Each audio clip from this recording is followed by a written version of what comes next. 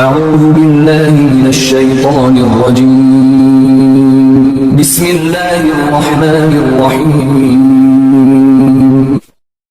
Kajian ilmu Allah ini bukan untuk awam, harap ditonton sampai habis videonya supaya tidak salah paham dan paham yang salah.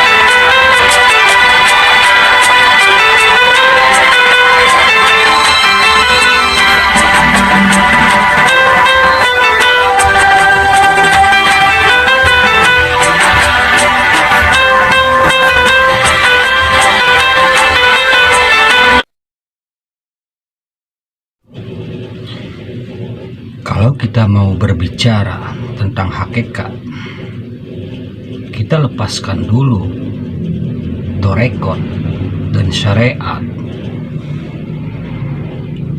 Jangan dicampur. Apabila dicampur, kita nggak dapat hakikat. Bukan berarti kita tidak bersyariat.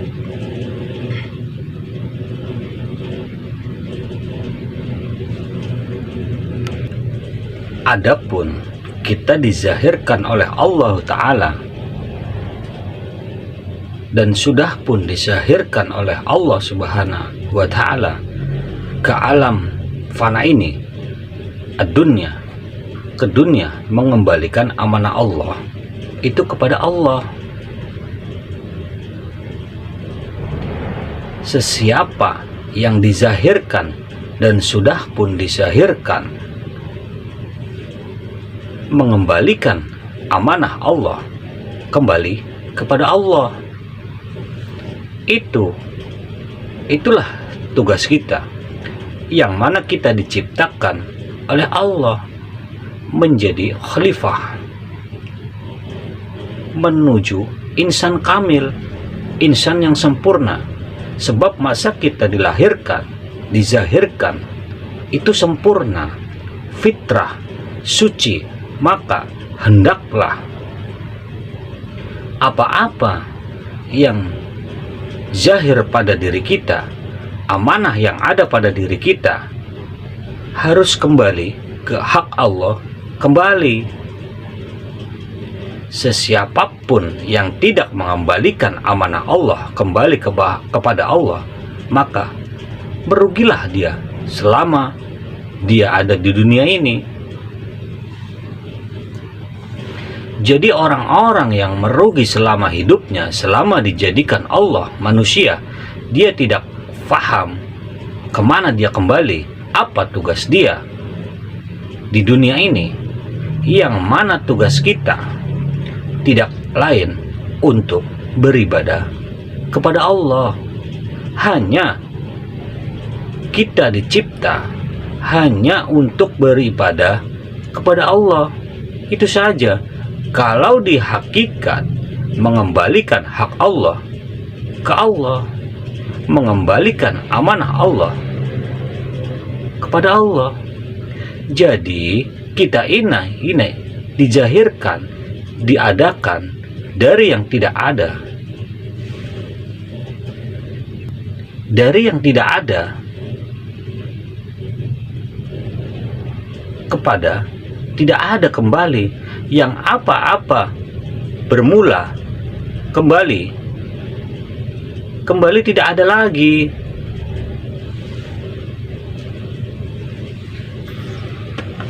Jadi roh itu sebelum dikasih kepada jasad, tetapi sudah bernama.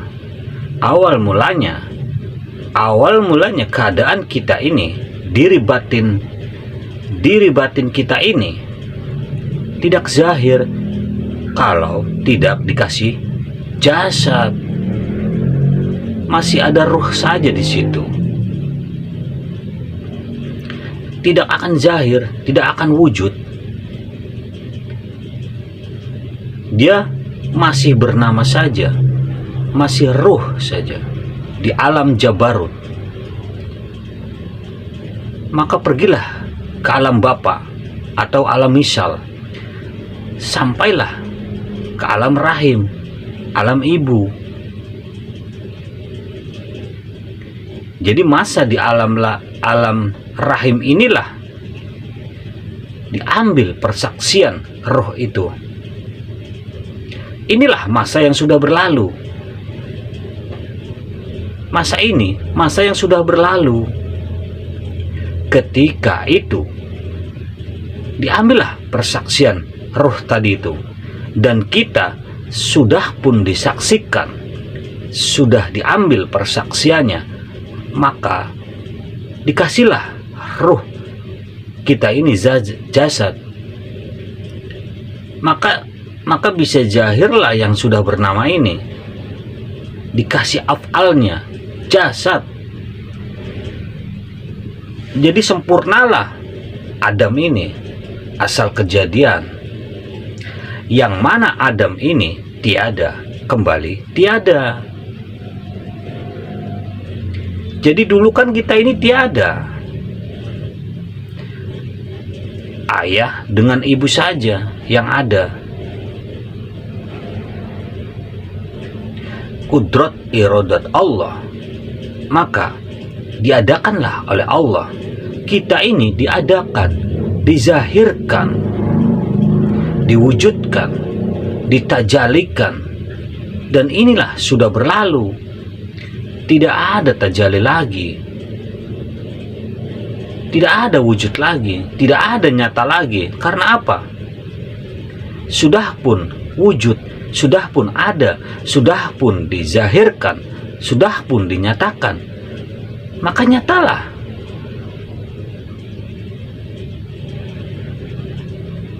Jadi inilah tugas kita, mengembalikan diri kepada empunya diri. Jadi ketahuilah bahwasanya ada yang memiliki diri kita ini.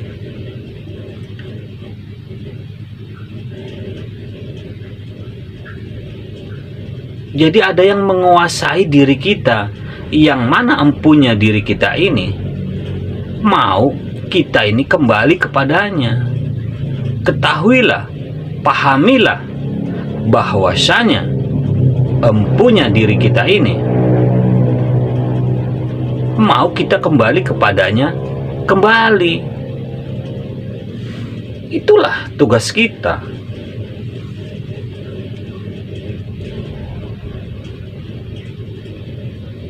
Kalau dipinjam beda, boleh kembali, boleh tidak. Ini harus kembali, haknya kembali kepada empunya diri. Apapun caranya, kita harus kembalikan hak Allah kepada dirinya kembali. Sebab di dalam Al-Quran, akulah sebaik-baiknya tempat kembali. Akulah sebaik-baiknya tempat kembali.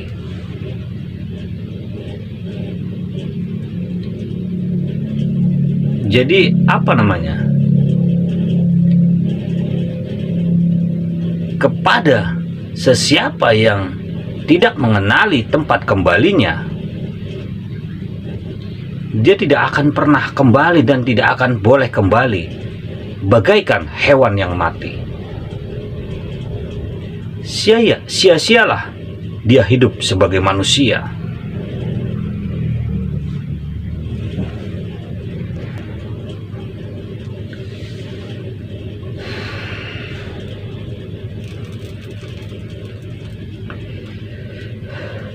Sia-sialah hidup ini yang berpuluh-puluh tahun, yang tidak tahu jalan kembali kepada empunya diri.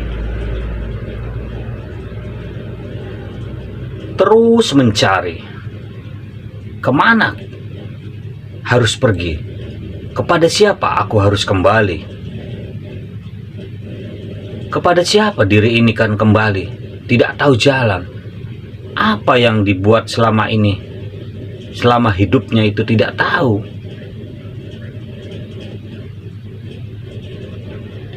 Mengaku Islam tetapi tidak tahu Islam, mengaku Islam tetapi tidak paham Islam, tidak tahu apa-apa. Lihat orang Islam, kita dibilang Islam. Kita lihat orang sembahyang, kita ikut sembahyang. Kita lihat orang puasa, kita ikut puasa. Kita lihat orang zakat, kita ikut zakat. Kita lihat naik haji, kita ikut-ikutan naik haji. Tetapi kita tidak paham apa yang kita lakukan. Apalah jadinya diri kita yang sudah berusia ini tidak tahu kemana kita akan pergi. Apa yang kita buat, kita tidak tahu. Sudah lama kita hidup.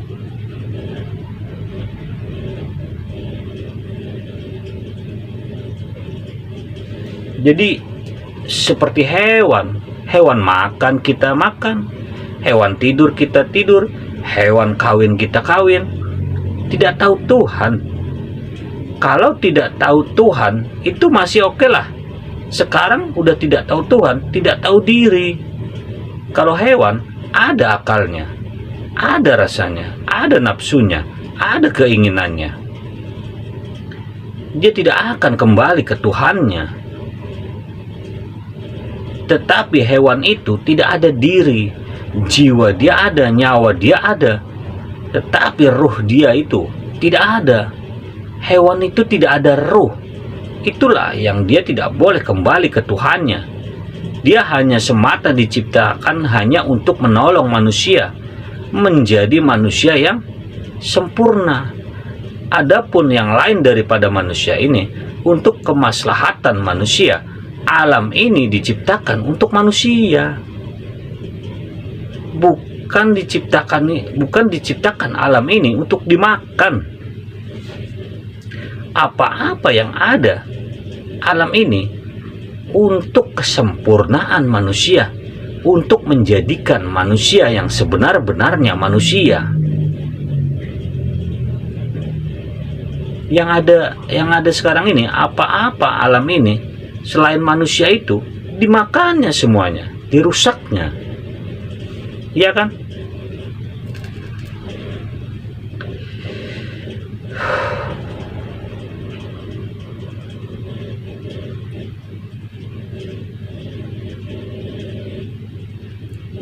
Jadi hewan itu kan ada nyawanya, ada nafsunya, ada keinginannya, ada akalnya.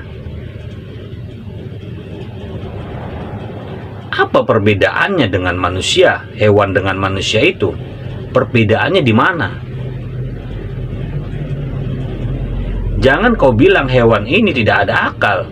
Jangan kau bilang hewan ini tidak ada rasa. Hewan, dia tahu mana perempuan, mana lelaki.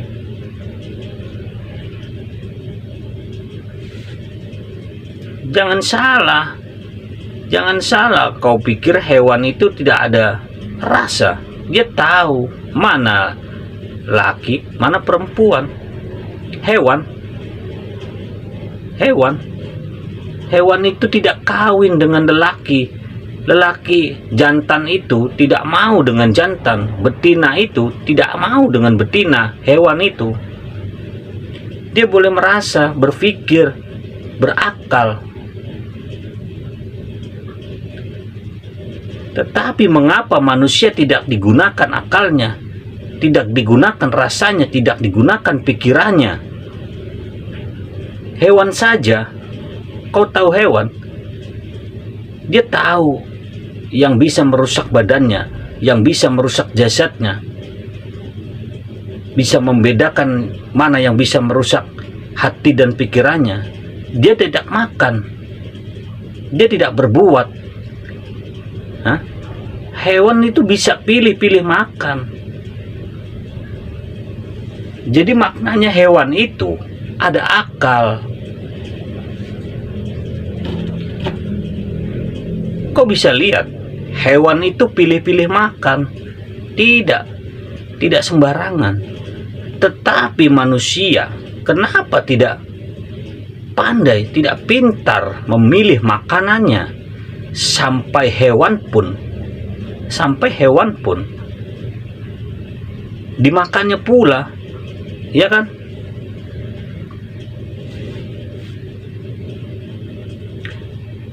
Apakah salah kita makan hewan?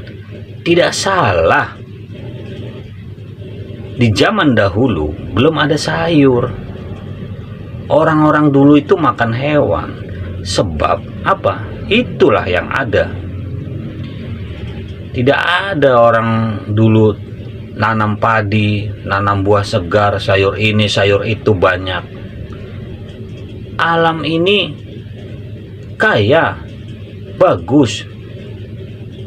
Nah, di zaman jahiliyah, di zaman kebodohan, tidak ada itu. Ya kan? Zaman jahiliyah itu apa aja dimakan. Jahiliyah boleh apa aja dimakan itu. Nah, setelah adanya Nabi kita Muhammad Rasulullah Sallallahu Alaihi Wasallam, maka hukum sudah pun diberlakukan. Maka Allah jadi menjadikan contoh suri toladan uswatun hasanah untuk manusia ini, ya kan? Boleh sempurna, bisa sempurna. Seperti itu, bro. Ada hukum di surat Al-Maidah ayat 4 yang mana pada hari ini sudah kucukupkan, sudah kusempurnakan hukum kepada kamu, sudah kucukupkan segalanya untuk kamu, sudah ditetapkan hukum kepada kamu, dan Allah sudah ridho.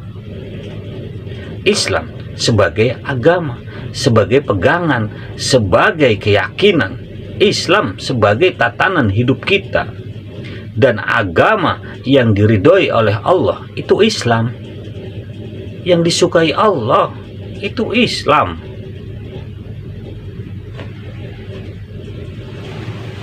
Kayak gitu.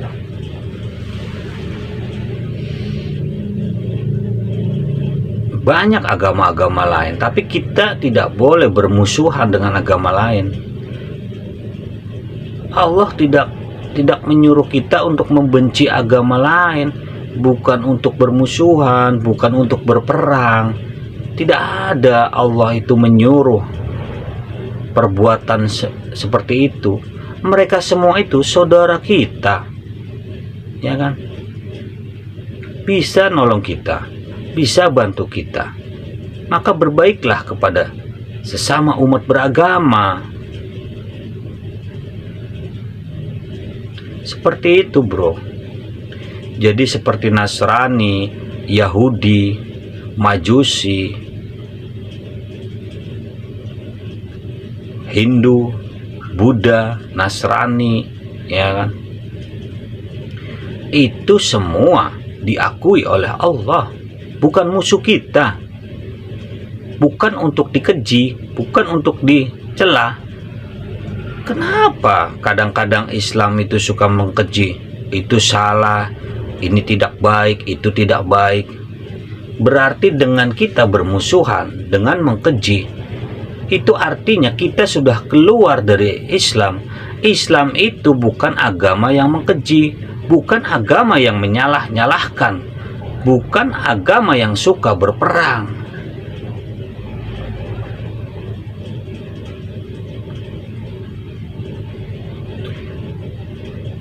Kita dituduh orang salah, kita dituduh orang sesat, kita dituduh inilah itulah.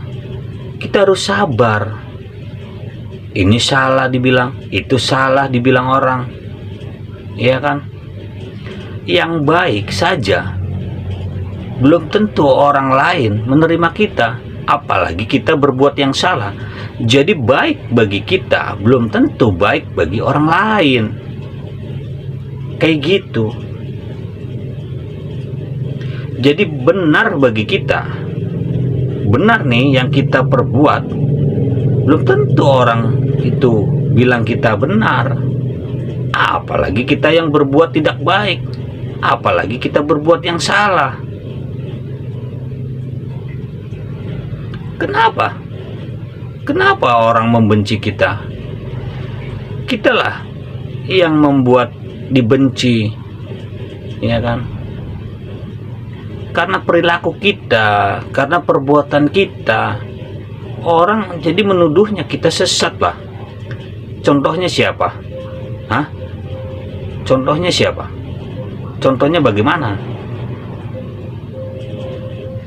Kan banyak sekarang kajian syariat, kajian torekot, kajian hakikat, kajian ma'rifat, kalam ilmu. Jadi 7 tingkatan kaidah cara itu tidaklah sama. Tidak sama, bro. Tujuannya sama. Tujuannya itu baik. Tujuannya kepada Allah. Kajian syariat menuju kepada Allah, kembali kepada Allah. Kaidah kajian torekot Allah jugalah yang dituju. Begitu juga hakikat, ma'rifat, kalam, ilmu, dan sebagainya. Ini semua dibawa oleh Nabi Muhammad Rasulullah Shallallahu Alaihi Wasallam. Tasawuf, fikih, tauhid, yang mana Rasulullah mengajarkan ilmu tentang tauhid itu 13 tahun lamanya. Setelah 13 tahun tauhid, pergilah kepada akidah. 13 tahun juga itu Nabi Muhammad.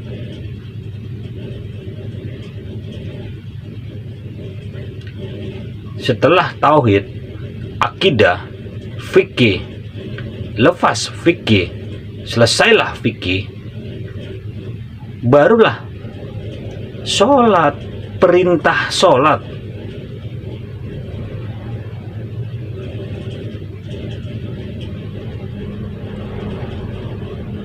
Kalau sebelumnya, sebelum itu semua yang tadi saya sebutkan, sebelum Islam itu, sebelum masuk Islam maksudnya, sebelum syahadat,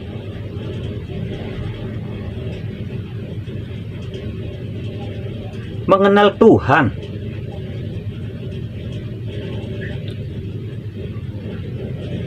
jadi bagaimana ilmu mengenal Tuhan itu?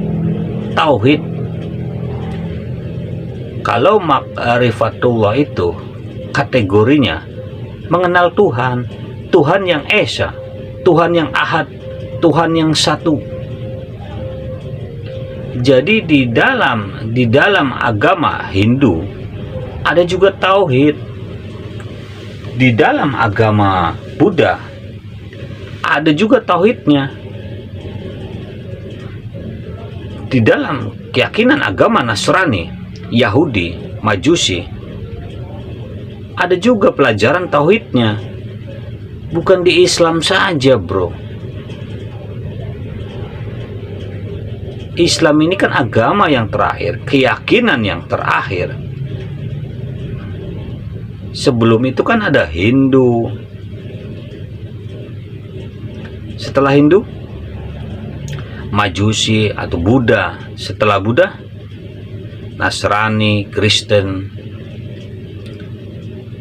dan yang terakhir adalah Islam. Penyempurna agama Hindu, Buddha, Nasrani. Jadi penyempurnanya itu Islam. Islam itu agama yang sempurna, agama yang diridhoi oleh Allah, keyakinan yang diridhoi oleh Allah, yang ditunjuk oleh Allah, yang dijaga oleh Allah, yang dikasihi Allah, yang disayang Allah.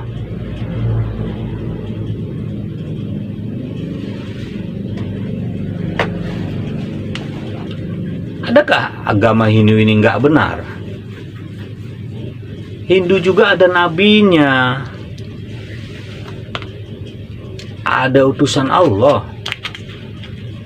Hindu itu ada yang membawanya, ada yang mengajarkannya. Itu utusan Allah, Nabiullah, Rasulullah. Agama Buddha, nabinya Nabi Musa, itu juga Rasulullah. Musa kan nabi, Nabiullah, Rasulullah. Daud juga Rasulullah. Isa juga Rasulullah. Muhammad Rasulullah. Rasulullah yang ada pada Daud, Rasulullah yang ada pada Musa, pada Nabi Isa, pada Nabi Muhammad, ya satu. Itu juga. Jadi Rasul yang ada pada Nabi Adam, ada pada Nabi Daud, Musa, Isa, Muhammad, satu Rasulnya, bukan banyak. Rasul itu satu, Muhammad pun satu, Musa pun satu, Daud pun satu, Isa pun satu. Jadi mana agama yang tidak ada nabinya?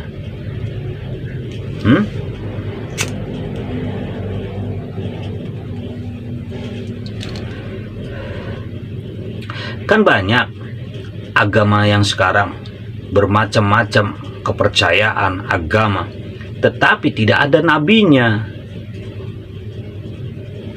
Yang kita tahu, Hindu, Buddha, Nasrani, Islam, 4 ini yang kita tahu. Tetapi sekarang ini kan banyak agama.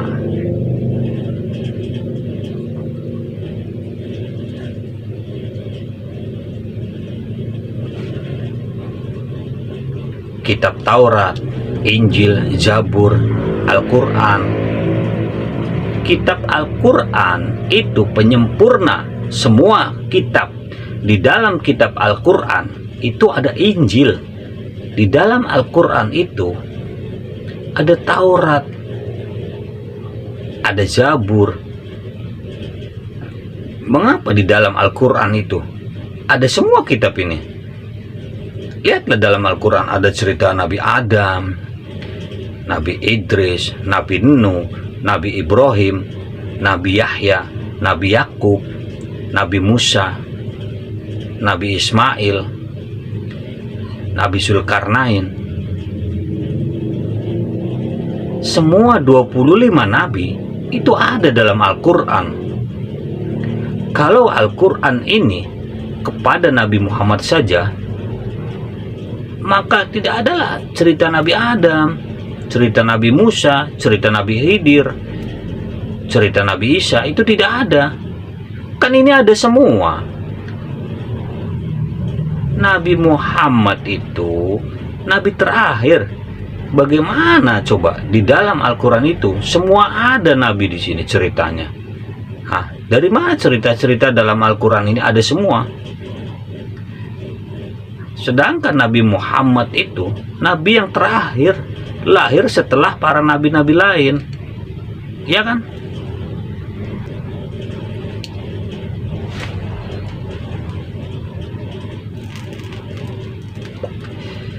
Kenapa coba?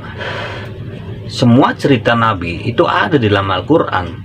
Di dalam Al-Baqarah, surat Al-Baqarah, ada surat Ibrahim, ada surat Yusuf. Dari mana coba datangnya? Kalau Al-Quran ini dibawa oleh Nabi Muhammad, harusnya suratnya surat Muhammad lah. Iqra. Iqra itu surat yang pertama. Coba lihat di dalam Al-Quran, Iqra itu surat keberapa? Bukan di awal, bukan. Al-Quran itu surat yang pertama, itu Al-Fatihah. Maka maknanya semua kitab itu bermula daripada Al-Fatihah. Bunyinya saja yang berbeda. Al-Quran itu sudah ada semenjak Nabi Daud.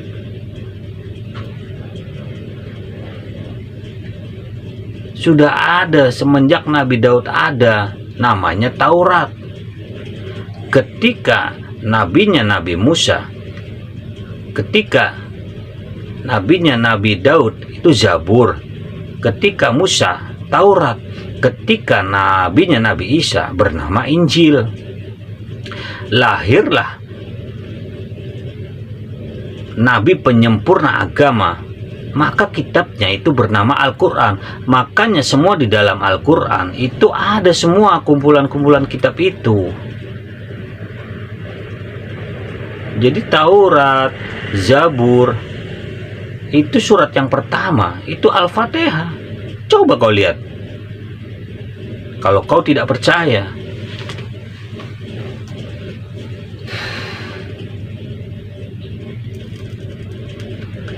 Jadi kitab Taurat yang dibawa oleh Nabi Musa, surat yang pertamanya adalah Al-Fatihah. Injil juga, surat yang pertama juga Al-Fatihah dimulai dengan Bismillah. Injil yang asli itu diawali dengan Bismillah. Kalau kau mau tahu, Al-Quran dimulai dengan Bismillah.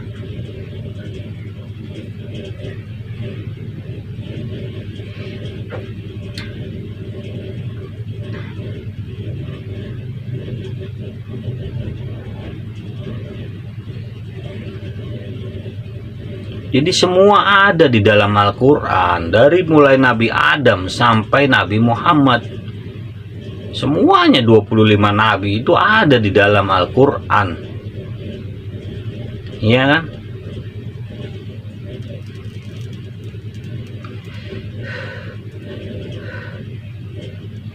Nabi Muhammad itu lahir setelah nabi-nabi semua ada. Ya kan? Kayak gitu, bro.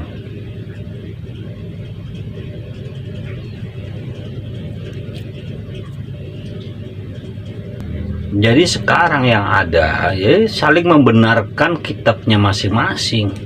Tidak ada agama itu tidak membenarkan kitabnya. Agama itu mengajarkan kebaikan, taat kepada yang dibawa oleh nabinya. Hindu itu tunduk dan taat kepada ajaran agamanya, ada nabinya, ya kan?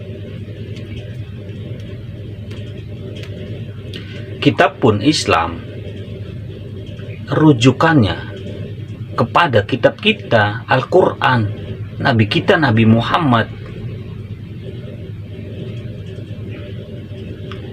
Kayak gitu.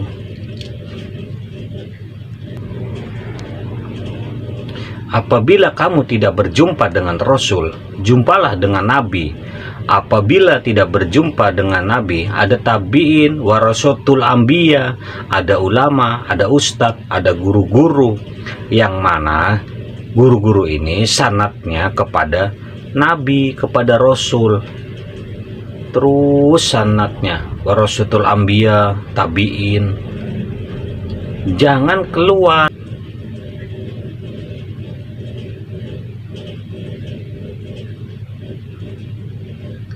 Jadi kalau kita mengaji kepada seorang guru,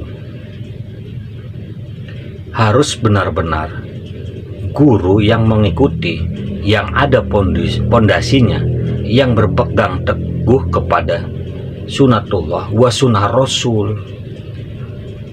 Pondasinya, pegangannya kepada Al-Quran. Adapun memakai kitab-kitab itu harus merujuk kepada Al-Quran, kepada penerangan tafsir-tafsir Al-Quran.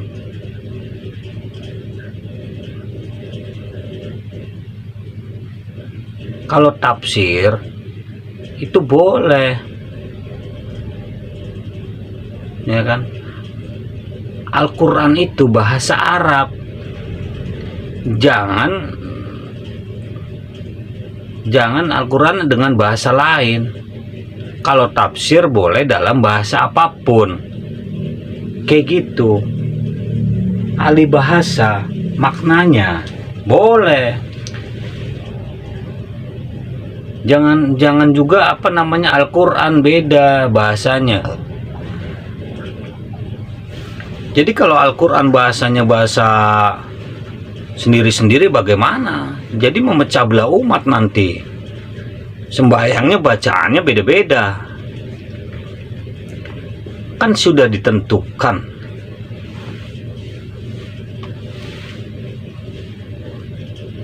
Kalau begitu,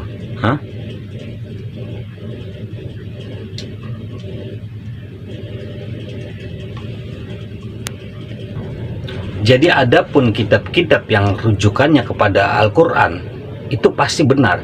Jangan pernah keluar daripada Al-Quran. Adapun penafsirannya, adapun Al-Quran ini ditafsirkan dengan ilmu syariat. Adapun Al-Quran ini ditafsirkan dengan ilmu torekot, hakikat, ma'rifat, kalam, musyahadah, dan lain-lain. Cukup di dalam Al-Quran itu. Ada Al-Quran ditafsir dengan awam, ada Al-Quran dengan tafsir hawasul hawas. Begitu bro. Jadi Al-Quran kalau ditafsirkan oleh orang awam, maka ikutlah orang awam. Jadi Al-Quran pun ada ditafsirkan dengan orang-orang hawas, maka ikutlah orang hawas. Ada juga hawasul hawas, mengikut kepahaman, keilmuan, mentafsirkan Al-Quran itu, memahami Al-Quran itu. Tidak usah ribut, tidak usah apa namanya berdebat, ya kan? Kebanyakan sekarang itu berdebat, ya kan? Kebanyakan seperti itu.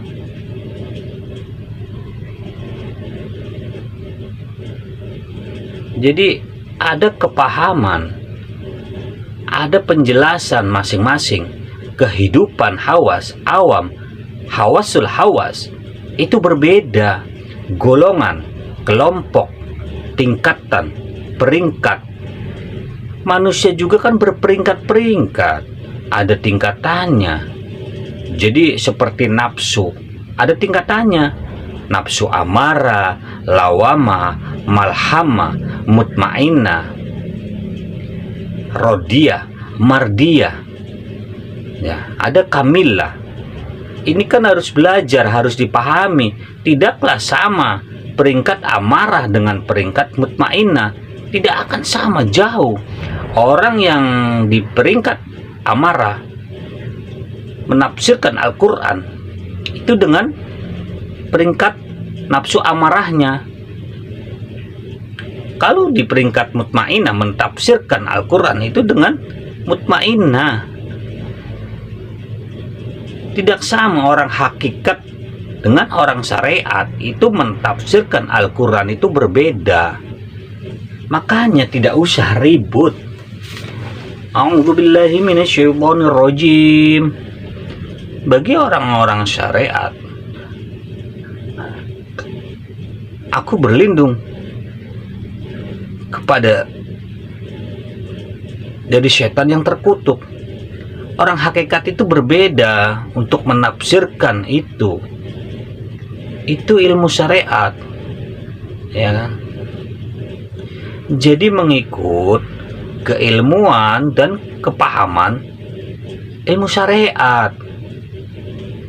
Gak perlu ribut, gak perlu berdebat. Bagi seseorang yang belajar syariat, torekot, hakikat, ma'rifat, kalam, fikih, apa semua itu tidak akan pernah ribut. Jadi misalkan masa duduk saya di syariat seperti ini tafsirnya, torekot tafsirnya seperti ini, hakikat tafsirnya seperti ini. Kalau duduk di makrifat tafsirnya juga seperti ini. Cukup Al-Quran ini luas, smart, berperingkat-peringkat. Semuanya benar.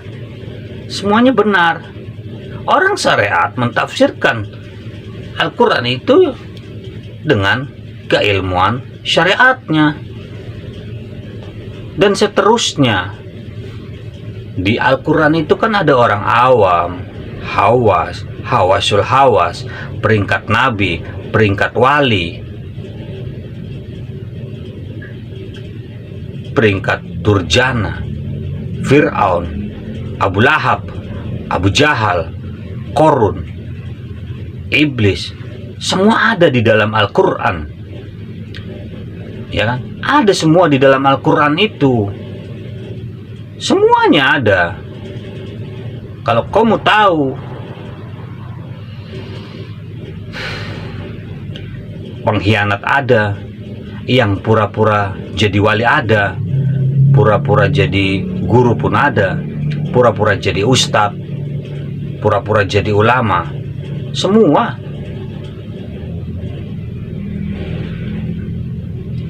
Di mana kita mengetahui yang sebenar-benarnya ini?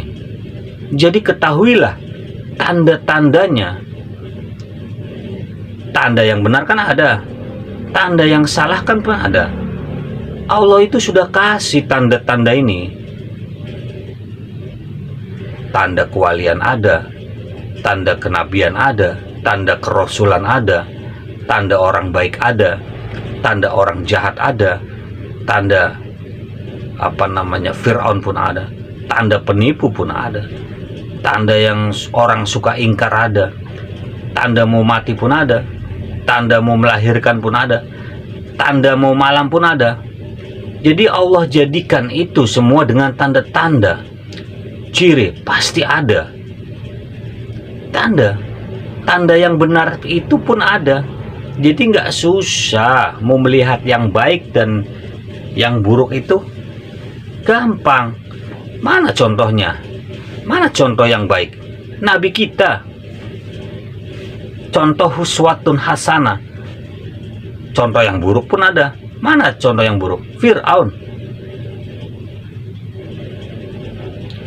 Kenapa harus susah mau cari tanda? Tinggal kita aja mau duduk yang mana.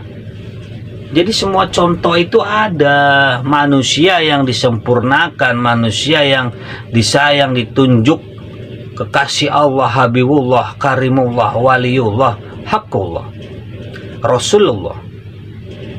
Mana manusia yang dilaknat? Fir'aun. Fir'aun, laknatullah. Ada pengikutnya? Ada. Pengikut Nabi ada. Syariat Rasulullah, tarekat Rasulullah, hakikat Rasulullah, ma'arifat Rasulullah, kalam Rasulullah, ya kan? Syariat Fir'aun, tarekat Fir'aun, hakikat Fir'aun, ma'arifat Fir'aun, kalam Fir'aun ada. Ilmu Fir'aun juga ada. Tinggal kita mau pilih yang mana. Semuanya ada dalam Al-Quran.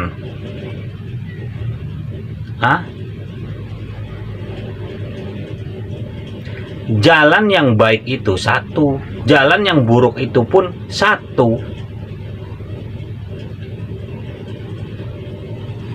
Kita mau masuk golongan kenabian, kita mau masuk ke golongan hamba-hamba yang diridhoi, ini Rasulullah, ikutlah, insya Allah sampai.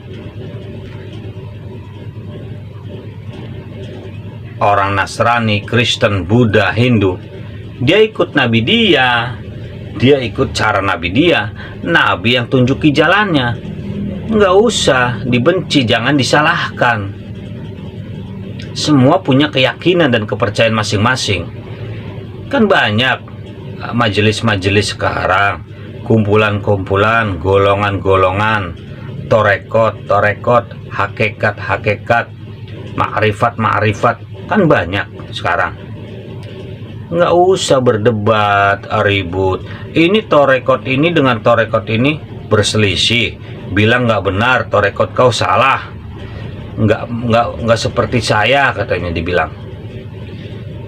Torekot pakai sorban dengan torekot tidak pakai sorban ribut. yang torekot boleh, yang pakai sorban boleh datang ke sini. Kan kebanyakan seperti itu. Ini apa ini? Kenapa sorban yang jadi masalah? Coba tarik Islamnya. Kalau orang bersahadat asyhadu alla ilaha illallah wa asyhadu anna muhammadar rasulullah, Islam sebagai agamanya, Nabi Muhammad sebagai nabinya, Ka'bah kiblatnya, muslim mukmin mukminat sebagai saudaranya. Kenapa kita tidak terima itu?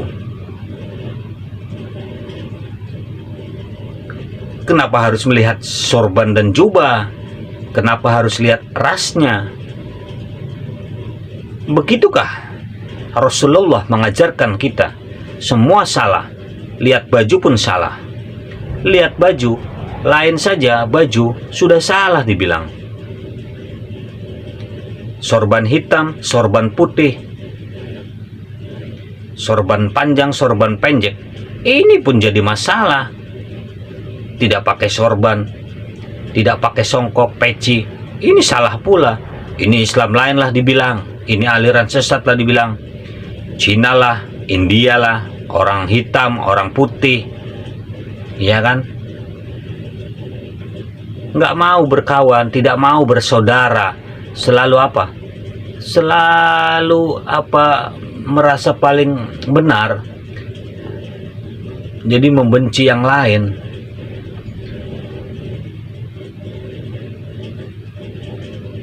Ya, kebanyakan dalam kehidupan sehari-hari kan seperti itu. Ada yang bilang Cina itu kafir. Memang Cina itu tidak ada Islam. Cina itu bikin masjid, jadi ikut dengan cara Cina, kaidah Cina.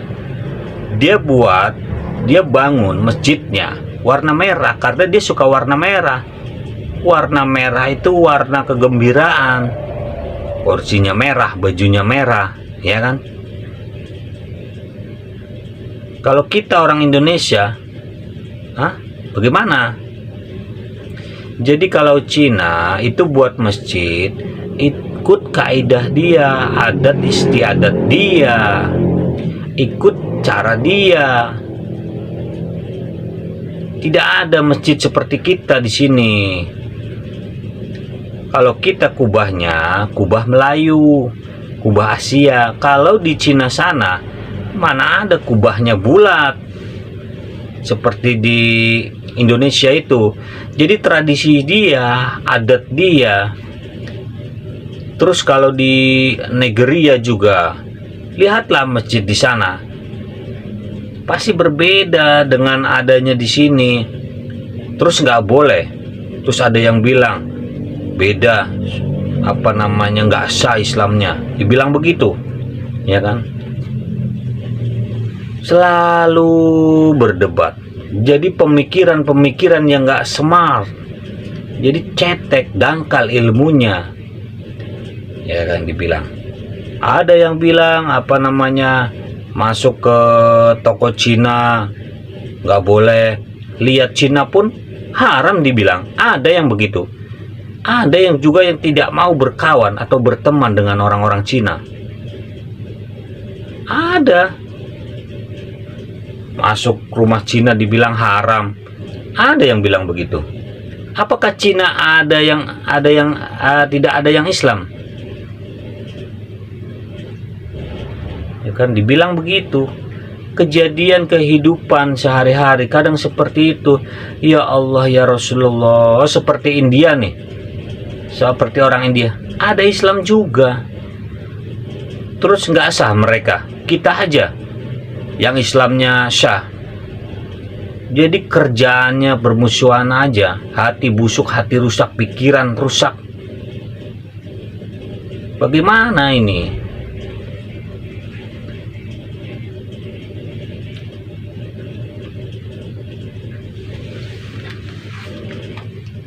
Jadi tidak habis-habis.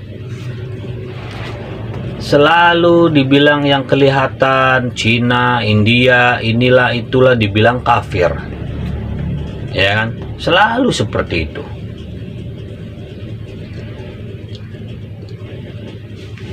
Jadi kalau lain daripada Islam itu dipanggil kafir katanya. Jadi bagaimana ada seorang ustadz ulama kalau dia seorang mualaf yang dulu orang tua dia bukan Islam, dia masuk Islam, dia memeluk agama Islam, terus kita hina kafir-kafir yang dulu ibu dan bapaknya bukan Islam. Jadi kita kan artinya sudah mengecilkan hati orang.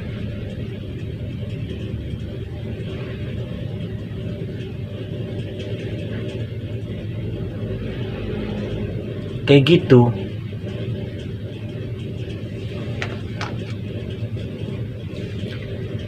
Agama-agama itu kayak gitu.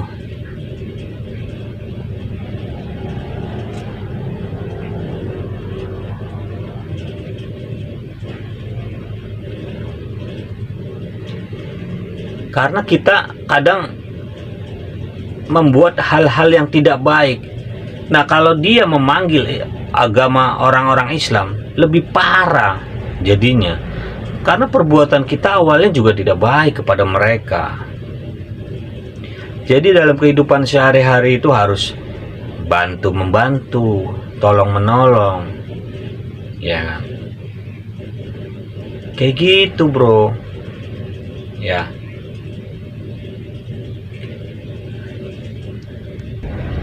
Kita ini hidup berkaum-kaum, bertolong-menolong. Biar dia Cina, biar di India, biar dia Melayu. Jadi berbuat baiklah, tolong-menolong. Selagi orang berbuat baik kepada kita, berbuat baiklah kita. Itulah ajaran Islam.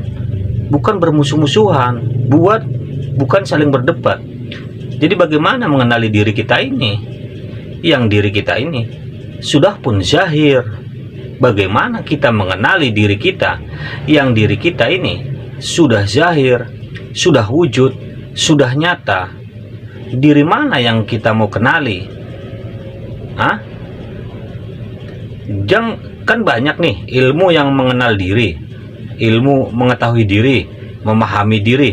Diri yang mana lagi yang mau dipahami? Diri mana yang mau dikenali? Diri mana yang mau dizahirkan? Diri mana yang mau dinyatakan? Diri mana lagi?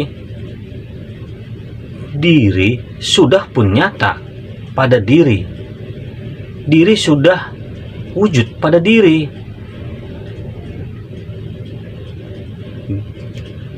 Diri yang tersembunyi, diri yang rahasia sudah pun ada. Diri mana lagi yang mau dinyatakan? Apakah diri Tuhan? Diri Tuhan mau dinyatakan? Hah? Diri yang terdiri pun diri yang nyata. Tegak nyatanya diri. Itulah diri. Sebenar diri. Itu kan istilah saja. Satu semua itu. Diri itu juga. Kan diri juga. Diri yang terdiri. Diri yang terperi. Diri yang tersembunyi. Diri. Apalagi?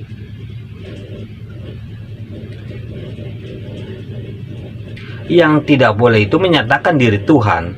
Itu pada diri. Tidak boleh menyatakan diri Tuhan kepada makhluk.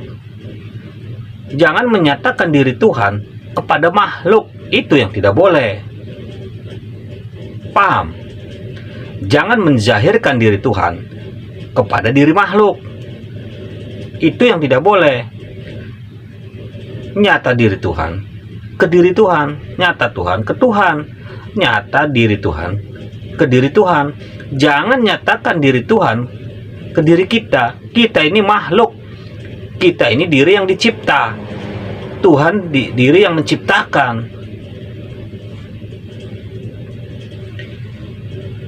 Tuhan diri yang menciptakan diri.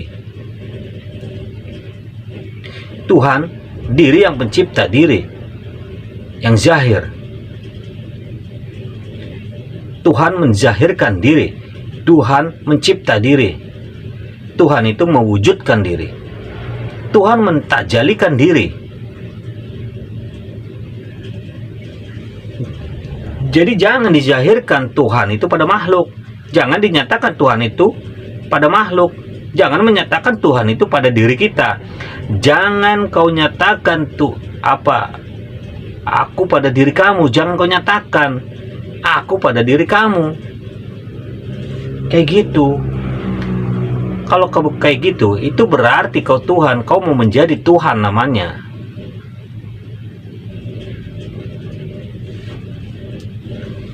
Jadi harus tahu. Yang mudah-mudah, pertama-tama, yang ringan-ringan. Nanti ada peringkat terus. Kayak gitu belajar.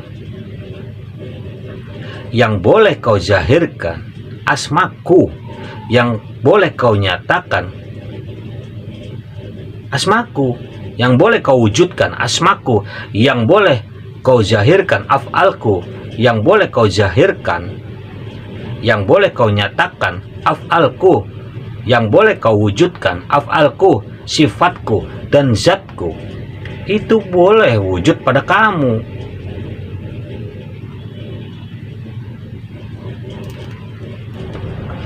Sebab aku tidak berasma, sebab aku tidak beraf'al, sebab aku tidak bersifat dan berzat. Kenapa aku tidak bersifat, berzat, berasma, berzat? Aku menciptakan semua itu. Paham? Semua itu kuciptakan. Semua itu kuwujudkan. Mana zatku? Rahasia. Zat Tuhan itu rahasia.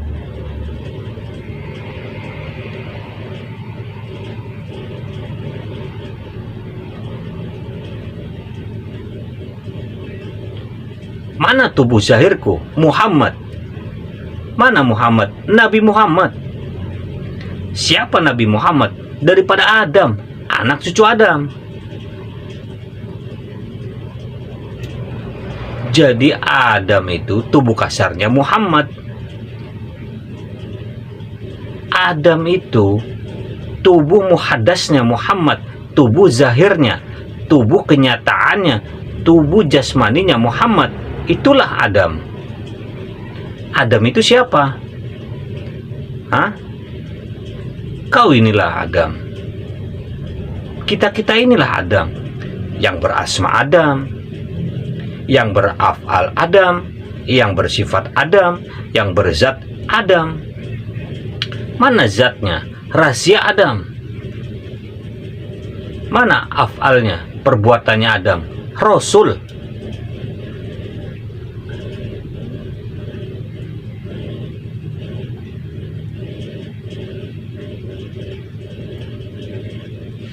Jadi kitalah Adam ini, yang bersyariat, yang bertorekot, yang berhakikat, yang berma'rifat, yang berkalam.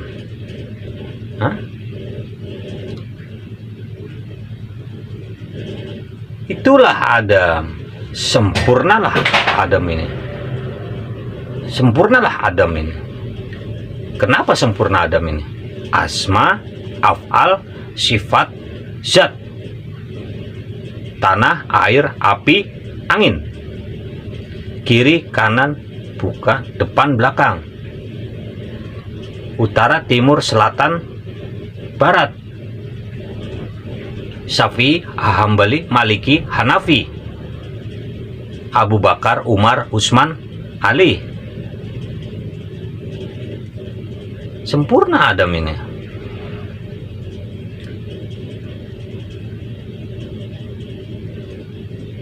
Manusia yang sempurna di dunia ini adalah Adam. Manusia, insan. Itulah yang dizahirkan Allah. Itulah yang diwujudkan Allah. Maka dalam kajian diri, Adam, ya, Adam zahir karena asma Muhammad. Adam zahir karena af'al Muhammad. Adam zahir karena sifat Muhammad. Adam zahir karena zat Muhammad. Muhammad zahir karena sifatullah lah. Muhammad zahir af'alullah. Muhammad zahir sifatullah. Muhammad zahir zatullah.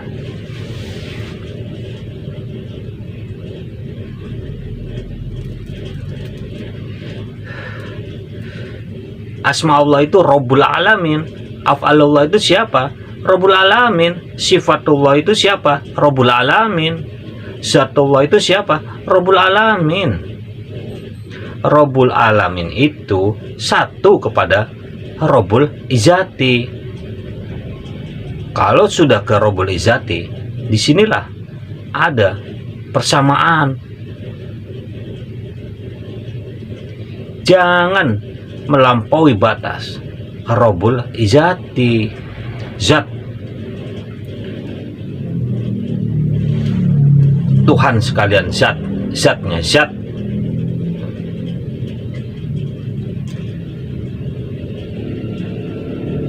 Itu sudah terlebih laisa kamislihi syai'un. Rabbul Alamin sudah laisa kamislihi syai'un. Rabbul Izzati sudah tidak boleh dikatakan laisa kamislihi syai'un. Bukan, nggak boleh disebut lagi di situ. Tidak akan bisa dicapai dengan ilmu, tidak bisa dicapai dengan akal pikiran. Dengan apapun tidak boleh dicapai, dengan apapun tidak boleh dikaji. Sebab apa? Terlebih laisa, sampai tidak boleh dikatakan laisa. Kalau masih disebut laisa itu boleh dikaji. Kalau masih bisa disebut laisa itu masih berwujud, masih ada. Kayak gitu, bro. Itu babnya udah beda. Saya tidak akan buka bab itu kalau di halayak ramai. Ya, di sosial media saya tidak akan buka. Sebab bab ini sudah tidak mengkaji asma, sudah tidak mengkaji af'al, sifat dan zat. Ya. Oke, sampai di sini. Wabillahi taufiq wal hidayah. Wassalamualaikum warahmatullahi wabarakatuh.